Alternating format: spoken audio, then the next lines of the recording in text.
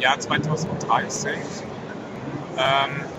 ich stelle mich vor, dass im alltäglichen Leben viel mehr Roboter, also wenn zum Beispiel Roboter durch die Gegend laufen, sodass der Mensch alleine immer weniger körperliche Arbeit leisten muss und dass diese halt immer mehr durch Maschinen ersetzt werden.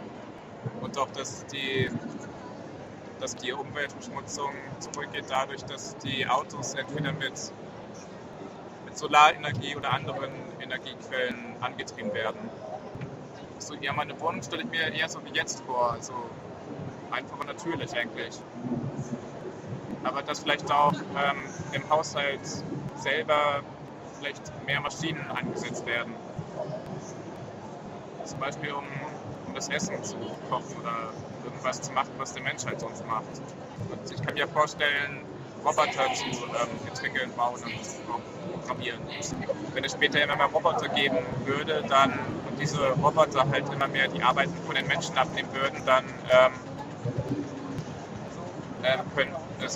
hätten die Menschen ja nicht mehr so viel Arbeit und vielleicht würde es dadurch mehr Arbeitslose geben.